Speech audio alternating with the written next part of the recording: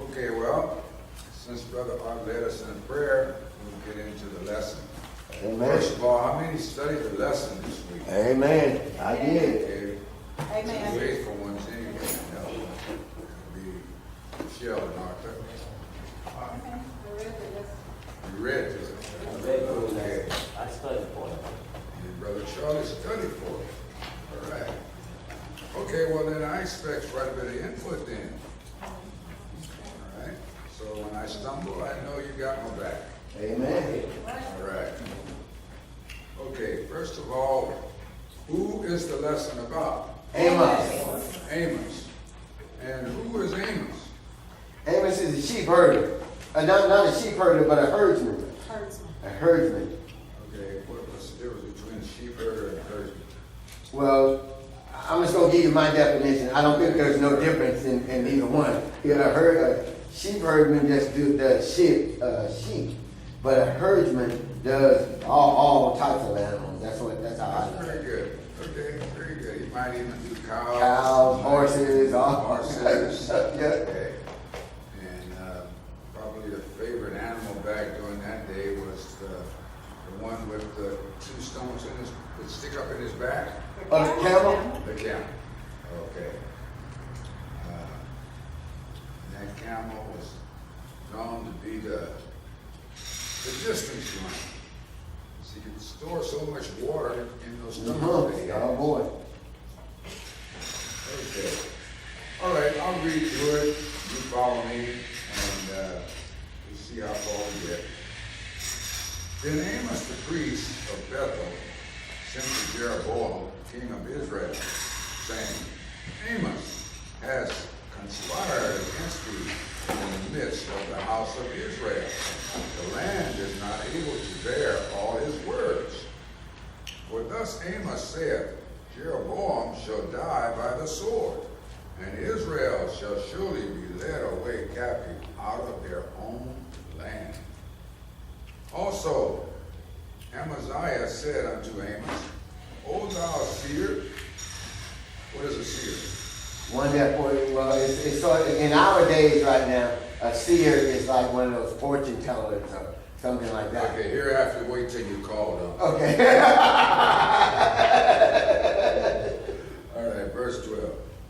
Also Amaziah said unto Amos, O thou seer, go, flee thee away into the land of Judah, and there eat bread, and prophesy there.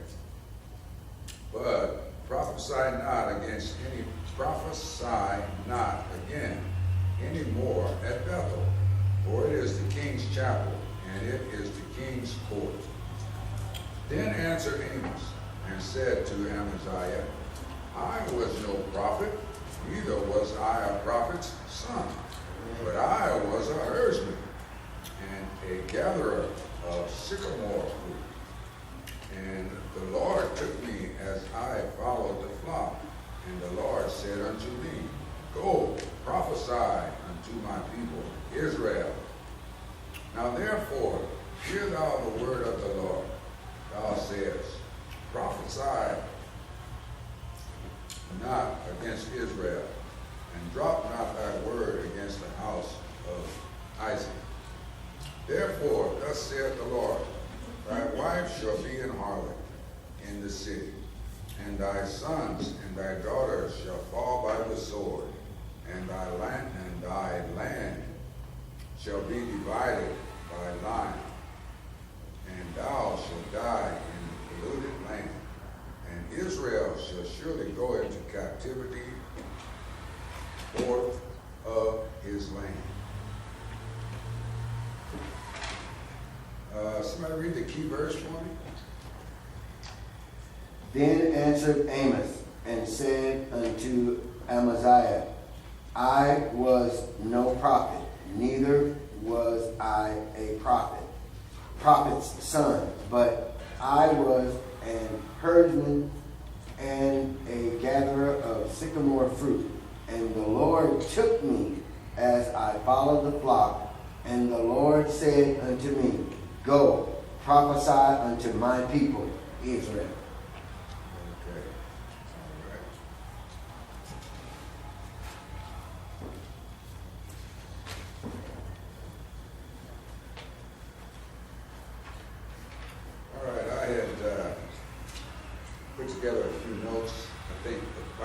interest.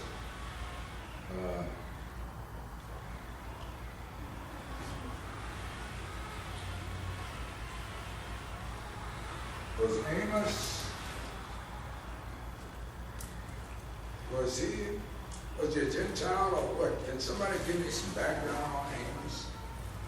We just went through some of it in the lesson here. You can use that. You can be repetitious on this because with me, the more I go over something, the better it sticks. Yes.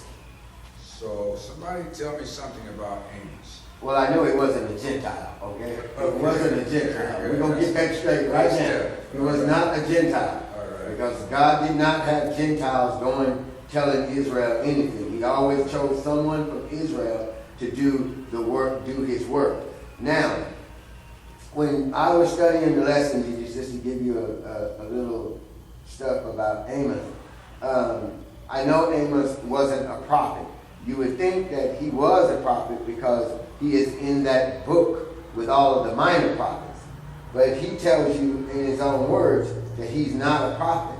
He said God took him and told him to go and say the things that he said. And one of the things that I want to say about the lesson was in the first part of the scripture when he was verse 10, when he was talking to Jeroboam, I went and I read the other part, and Jeroboam didn't like what he was saying. And Jeroboam, they thought that these were words that when you call someone a seer, you know, this guy's telling us the future, you know, and Israel never wanted to hear bad things. Israel never wanted to hear anything bad.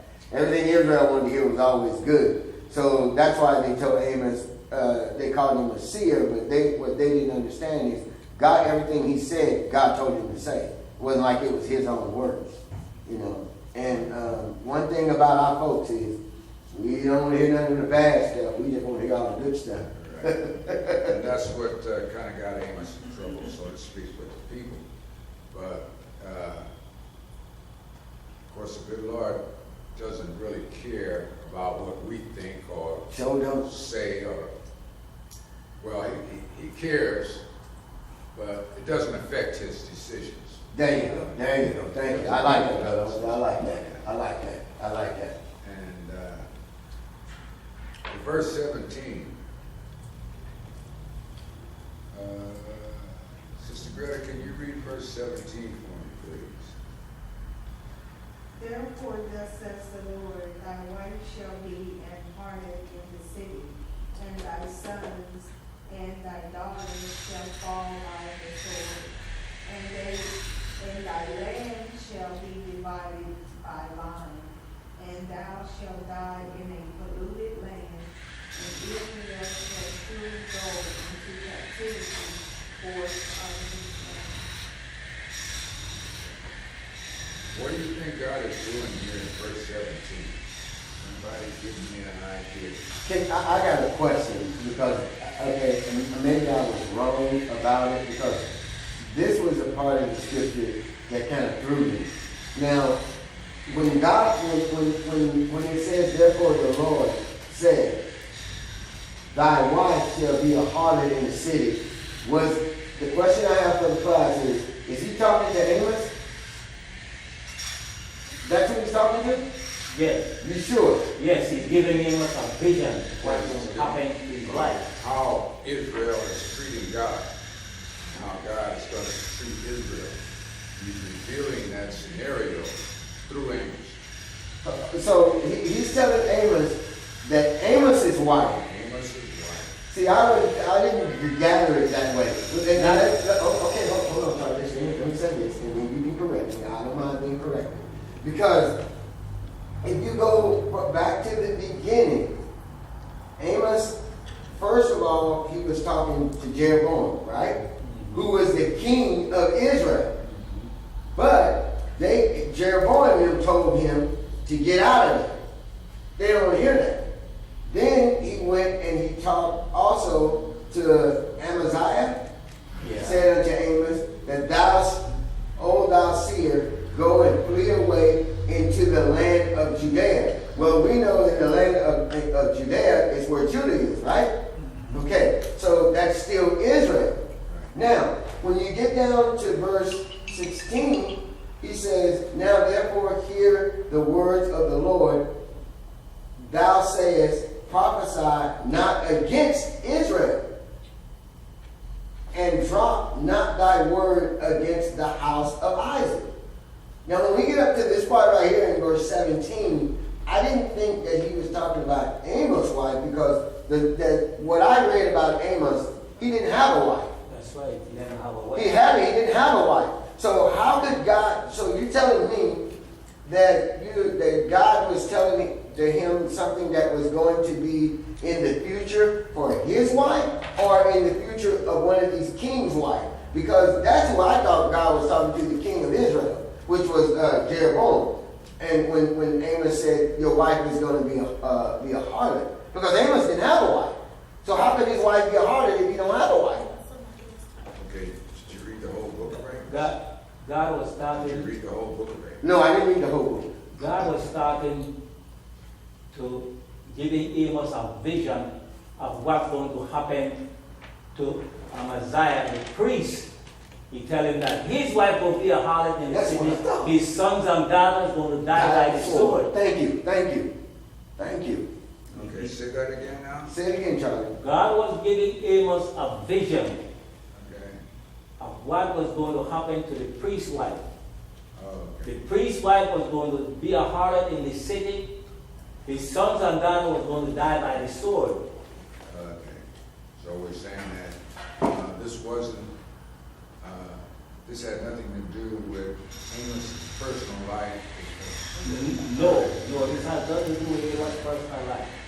Because if you read beginning of chapter 7, God gave Amos 3 visions. When we start reading it, He gave him 3 visions.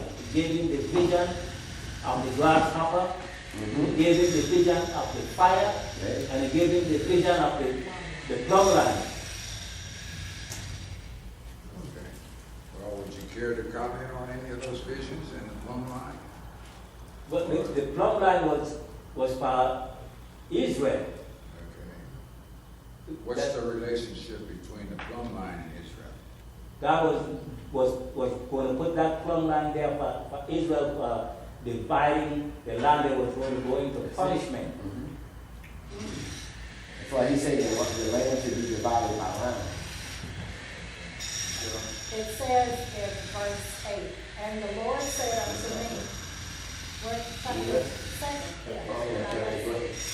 And the Lord said unto me, Amos, what seest thou? And I said, a plumb line. Then said the Lord, behold, I will set a plumb line in the midst of my people Israel. I will not again pass by them anymore. So there's, what's the prediction there? So is God going to put Israel into captivity, or? Oh yeah, they're going into captivity. That's exactly what He started about when He said He's going to put a plumb line between Him and His people. And then on that it also says, and the high places of Isaac shall be desolate, and the sanctuaries of Israel shall be laid waste, and I will rise against the house of Jeroboam with the sword.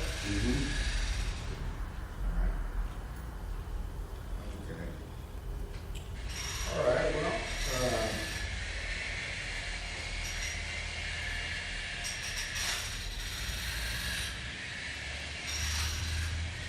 so Jeroboam was who, or what? He was the king over Israel. I think he wasn't Jeroboam the king over the southern? Yeah, he was the bad king, but over the southern part or the northern part of Israel? The king of Jerusalem. Oh, Jerusalem? Okay. But that's the southern part, right? Okay. Yes. As I understand it, Jeroboam was king over the northern part. Oh, the northern part. Okay. Israel was, at that time, Israel was divided, so to speak, into 2 areas. The northern area And the southern area. Okay. The northern area was known as Israel, and that was Jeroboam's area. The southern area was known as Judah, and Judah was, and Uzziah was king over Judah. So we had 2 kings. both the north and the south got to the point to where they were just so bad. But the big one, Jeroboam, the one that Jeroboam was over, they always influenced Judah. Because God always got on Israel, because when he separated the tribes, he put 10 on this on the northern side, and the 2 tribes on the other side. Which was like, tell me, correct me if I'm wrong, wasn't it Judah and Ben, or was it Judah and Dan that God separated from the 12 tribes? Brother Charlie, which 2 tribes did God keep on the other side? It was Judah and who? Was it Benjamin or, because Judah, was Benjamin the baby boy? Yeah, then it was the Benjamites and Judah that God separated. I always remember the baby boy was always separated. Him and Judah was always separated from the other 10 tribes because those were Joseph's favorite too, Judah and Benjamin.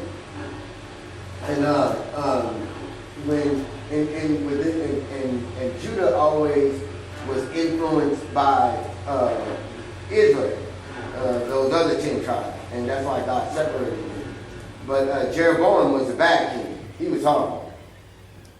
All right. Okay, very good. He was an idol worshiper. Oh boy.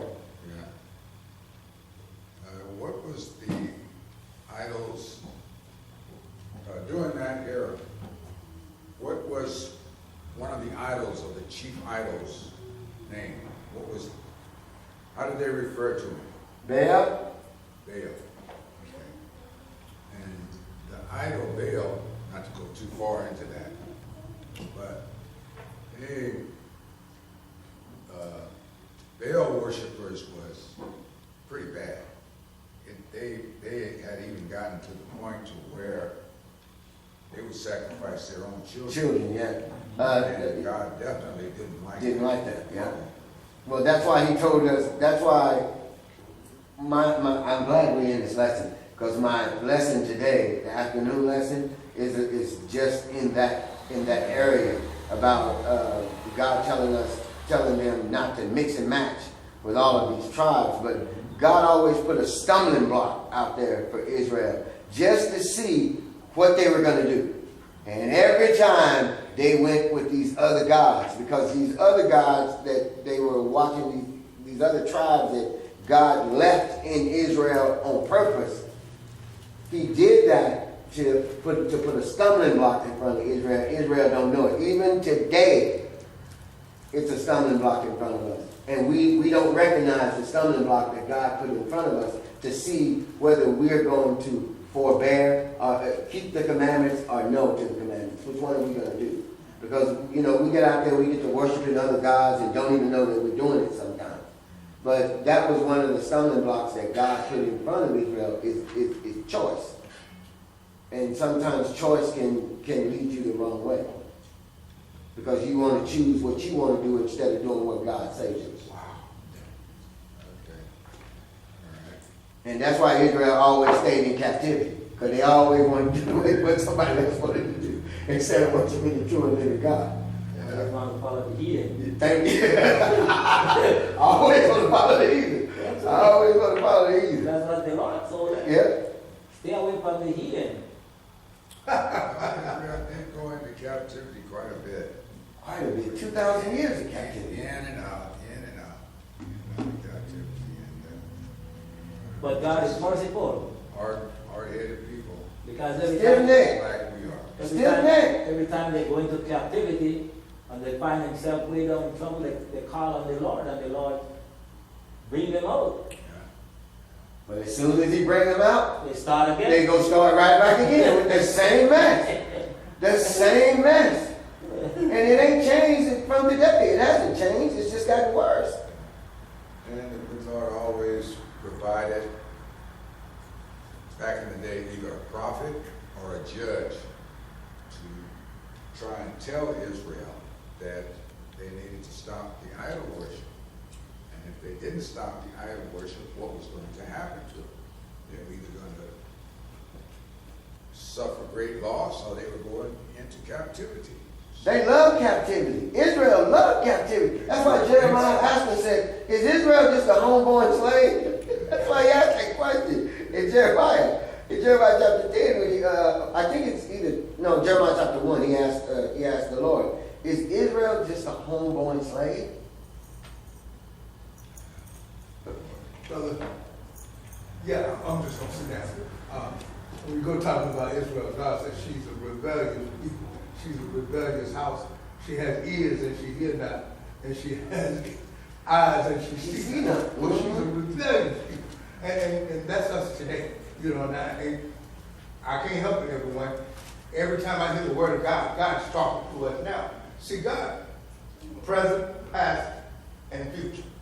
So I don't know what we're trying to lead God back in Israel, back in old, wherever Israel is supposed to be at. But we are so scattered and everywhere. When I hear the word of God, God talking to me right now, how we are today. We still get stiff-necked, neck. You know what I mean? Neck still is high in the air. We still love, as I said, the world. We love to do the things of the world. We love to look good. Our women like to wear that stuff real tight and short and low V-neck, and we'll come to church and say, I'm comfortable because I'm dressed nice. But what are you nice doing to brother looking at you? Brother Jones. I said, brother looking at you. I ain't going to give him another name because we look at all of us. You know what I mean? So we have problems here with the daughters of Israel. See, and same thing with men. Men, the Bible says when a man is tempted, he's driven away by his own lust. The Bible says his own divers lust. When God don't tempt us, we're doing it to ourselves. We're self-destruct. Almost like a mission impossible. When you get through hearing this word, then we'll get a self-destruct within a few seconds. You know what I mean? And while we don't even hear it, we don't even hear the word. You know, and that's the thing that really been vexing my heart. And my heart kind of pricked, not vexed, but pricked. You know, why is it that I'm so hard-headed to the word of God? And I'm going to have to personalize me that way. One thing I'm talking about them. I always say if you say something, somebody say they talk about me, there's a good chance that it is you if you're thinking that way. Because pure, all things are pure. You understand what I'm saying? So when you're pure, you ain't got to worry about somebody saying something because your thoughts are pure. It ain't going to affect you either way. It's like water on a duck's back. It'll roll right off. You understand? So and so that's where I'm at today. And this is a powerful lesson this morning. It's very powerful.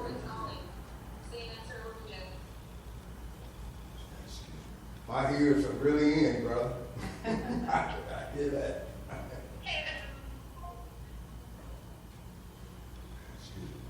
Okay, continue, Brother George.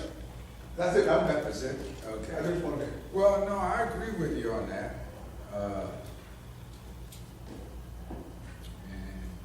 I use myself sometimes because my thoughts go haywire.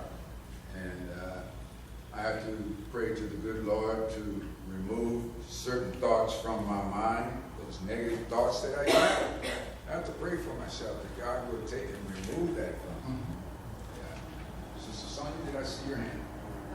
Yes, what I wanted to say is that when you have a calling on your life, a true calling, you walk different, you talk different, you think different, and Amos had a calling in his life. And he made a big difference. What was his occupation before he was called? What did he do? He was a herdsman and a sycamore fruit gatherer. Okay.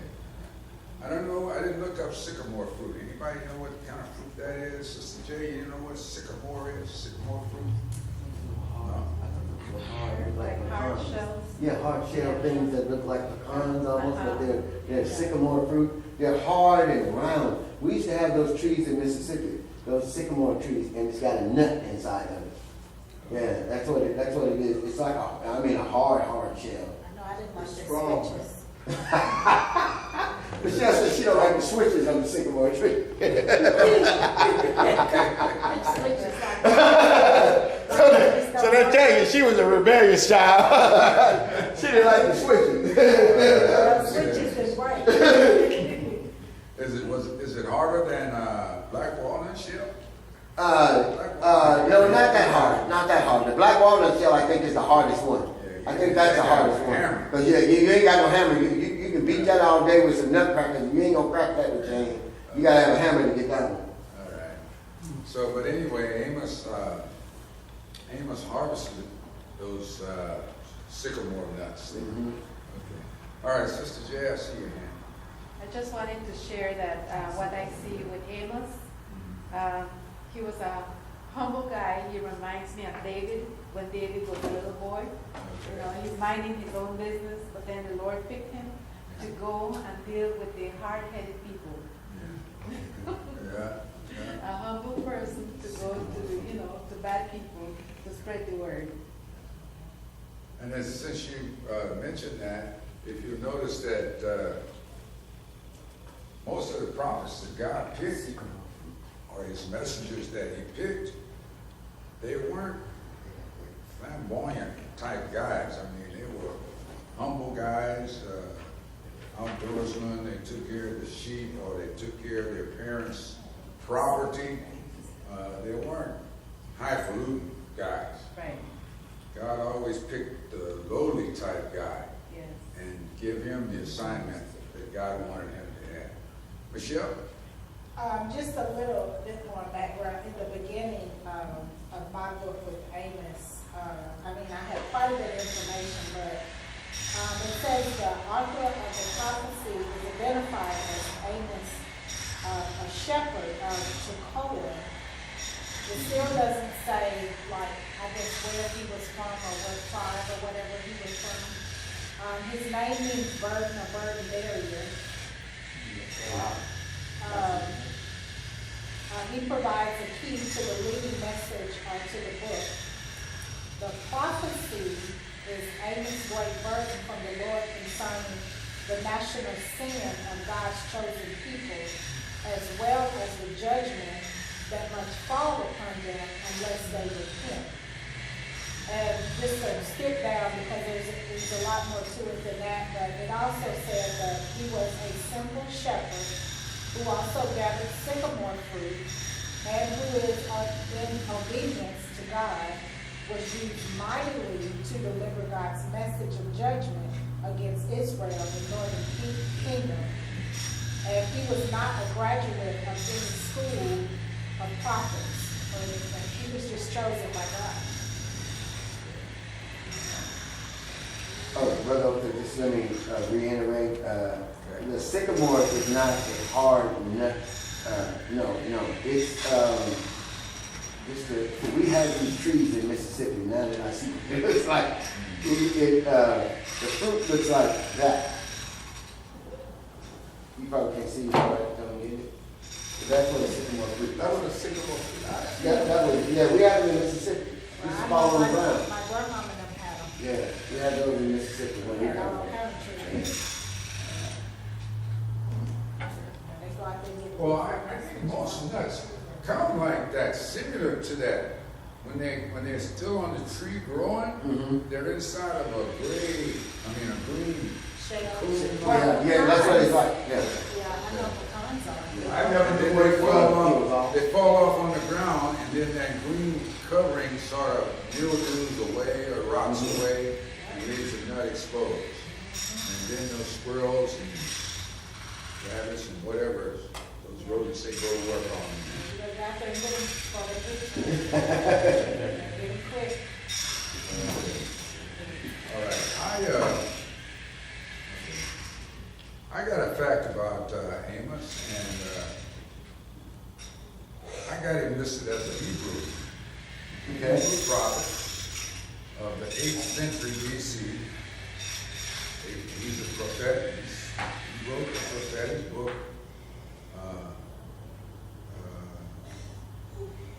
And Amos chapter 1 and verse 1 kind of confirms what I'm saying. Yeah, he was a prophet. And he was a prophet during the time of Jeroboam and Uzziah. And the book of God promises to Amos of a future restoration of the remnant. that in Amos chapter 1 and verse 1. Now, Amos was a minor prophet. The book of Amos is the third of the 12 minor prophets in the Hebrew Bible, or Old Testament, and the second in the Greek Septuagint. I got that information from Wikipedia, which is online. Okay.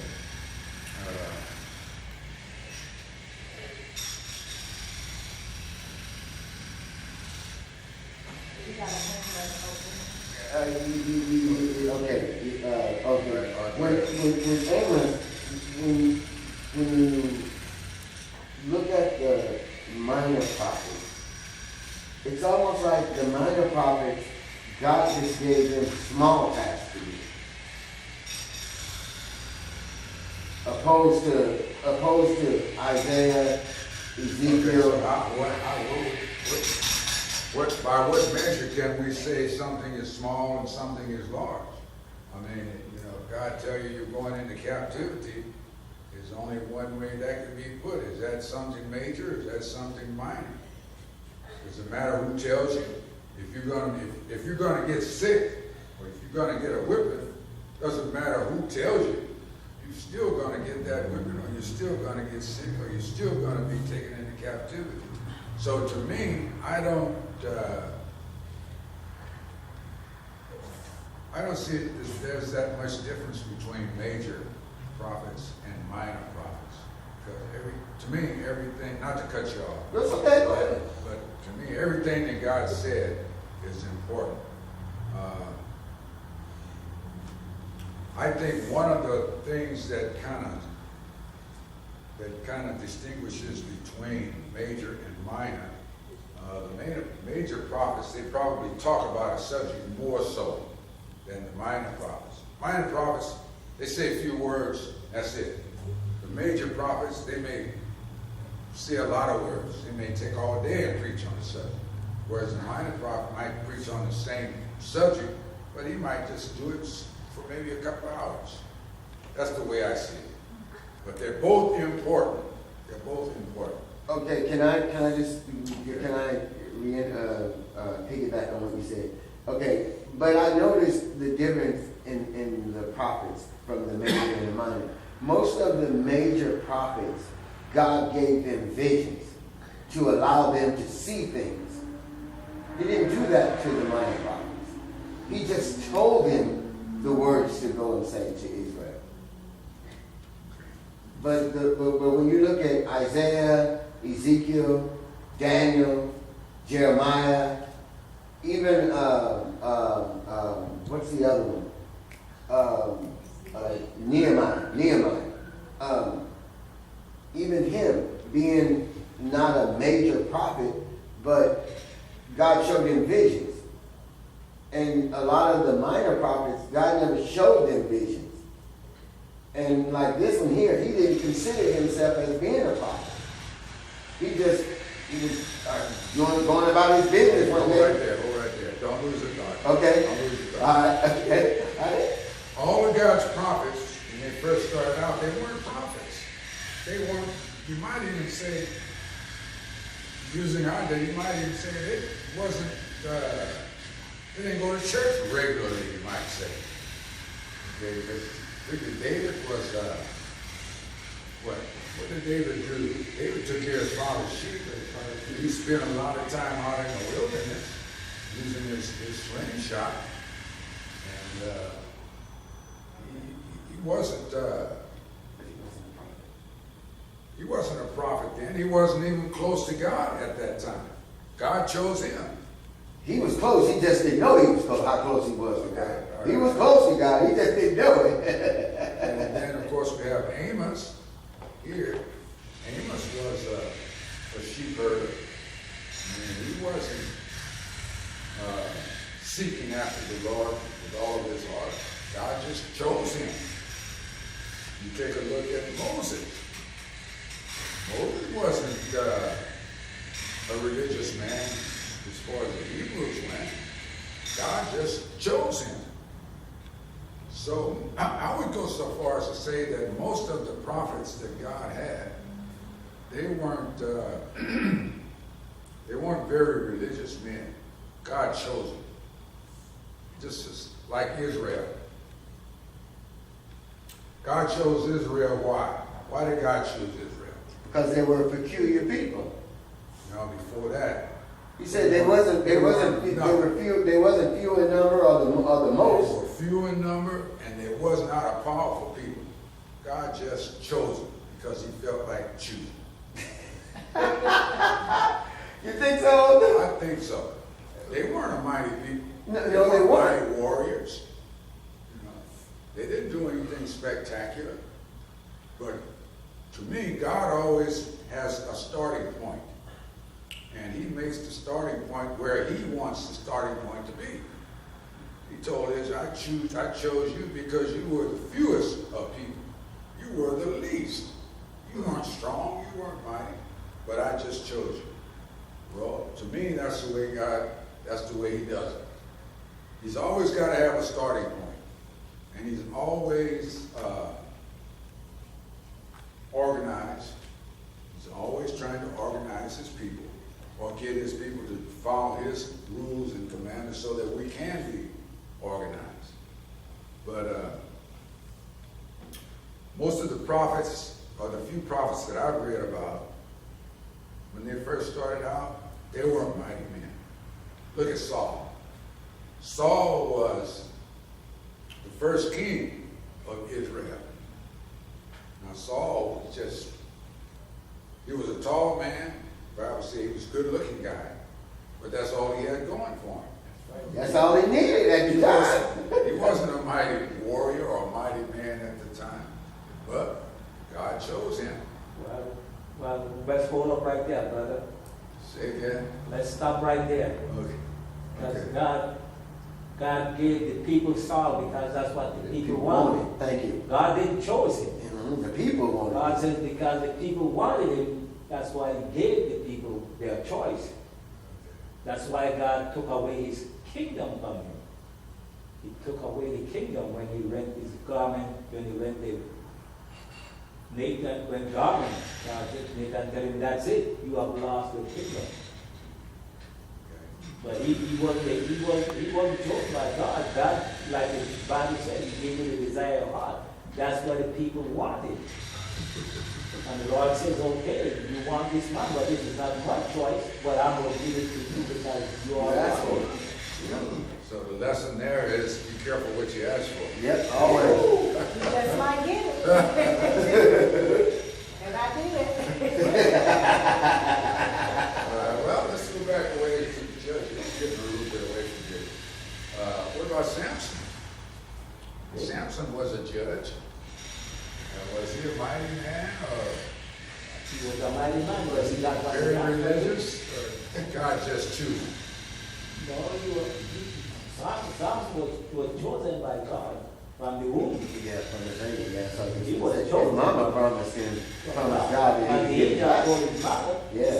not to have any strong drinks. That this guy is going to be a Nazarite. So he was chosen from the womb. Sister Sonia? Yes, Samson had a purpose in his life. He had a calling on his life. And that came at the end of his life. He fulfilled it at the end of his life. Okay. He kind of had the. I see Samson and David having somewhat of the same problem, right? Women were their problems. Always. It's always one of the women. That's what's wrong with Adam. That's why we dying today. A woman. I think he lived up 900 women for that woman. I would have to till the ground, none of that stuff. Oh, Adam, he just had to listen to you. What was the background on John the Baptist? Was He was chosen from the was chosen womb. from the He womb was chosen from the womb. Just like Jeremiah was too. He was chosen from the womb. God told Jeremiah he knew him before he was even in the womb. That goes back a bit. And I notice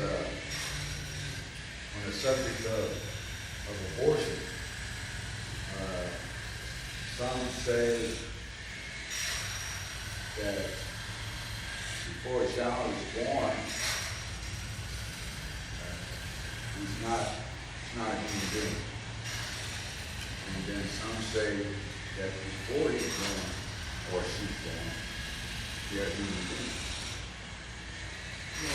You gotta go by what the scripture says. The scripture says, What does the scripture say? the scripture says, what God told Mary, you shall conceive a child. Okay? The moment that conceivement take place, it's a child already. It's already a child. It's not when he formed, by God said, I knew you from before you was in the womb. That's what he told Jeremiah. He told one of them, I know you when you was in the lives of your father. That's deep. Yeah. That's deep, brother. So when he says that, when you think that that is not a child, that is a child already, because they are already formed from the time that womb captured that sperm, and that child is formed. It's a child, even though it doesn't have nothing there yet, but it's a child already. Again, that's just two. It goes back to man. Man seeking to change. Because man gives people, society gives people that thought process that it's got to be at a certain stage. That's right. Before it's considered. First it's an embryo, and so it needs different stages. So if you come before this particular stage, and you get a miscarriage or an abortion, however you want to classify it, then you're not killing that child. But I agree. Once the conception is done, it's a child. I don't care if it's just a pea. It's a child. I agree with you, Michelle. And that's what we have to be careful of listening to all of these different things that are going on in the world.